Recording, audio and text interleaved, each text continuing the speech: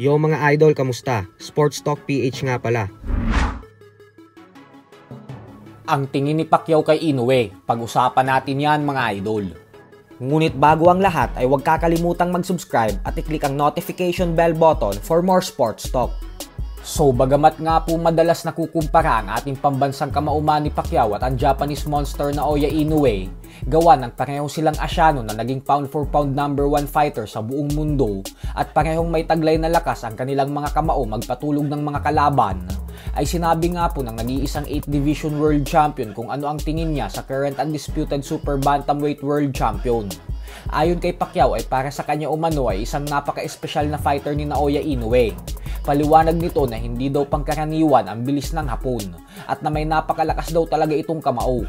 Bukod dyan ay maliban kay current IBF Lightweight World Champion Vasily Lomachenko, ay isa din daw si Inoue sa mga paborito niyang boksingero sa kasalukuyan. Habang si Inoue naman ay sinabing bagamat gusto niya talagang bumasag ng mga record sa kasaysayan ng boxing, ay aminado umano siya na hindi niya kakayanin ang ginawa ni Pacquiao na maging kampiyon sa 8 dibisyon. Ayon kay Inoue ay napakahirap daw ng ginawa ni Pacman at kumbinsido umano siya na wala nang makakabasag pa sa record ni Pacquiao. Paliwanag pa nito na sagad niya na daw siguro ang 130-pound super featherweight division.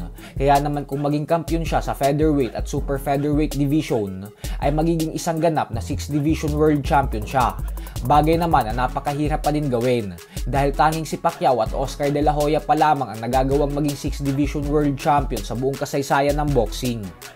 Kaya naman sa kabila po ng madalas na nagtatalo ang mga fans kung sino ba ang mas magaling sa pagitan ni Pacquiao at Inoue, ay mukhang wala namang pakialam ang dalawa dahil pareho na silang may legasiya sa sports ng suntukan.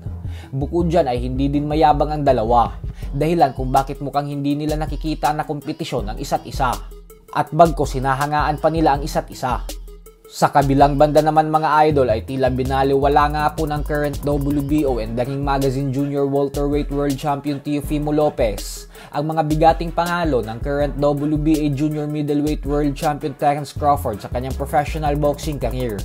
Alam naman po kasi nating lahat na ang pinakamalaking panalo ni Crawford ay ang mga laban niya kontra sa dalawang former world champions na sila Shawn Porter at Errol Spence Jr. Subalit ayon nga po kay Lopez ay kung tutuusin umano ay wala pa din naman daw bilang ang mga panalong ito ni Crawford. Paliwanag ni Lopez na noong harapin at talunin umano ni Crawford si Shawn Porter ay panitiro na si Porter at nanggagaling na din sa sunod-sunod na pagkatalo. Habang yung hinarap naman umano nitong bersyon ni Errol Spence Jr.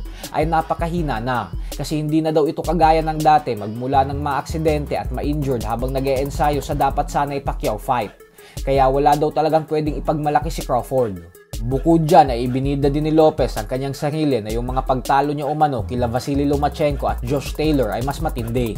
Kasi pareho umanong nasa kasagsagan ng kalakasan si Lomachenko at Josh Taylor nang talunin niya ang mga ito. Hanggang ngayon po ay hinahamon niya pa din si Crawford. Subalit hindi siya nito pinapatulan.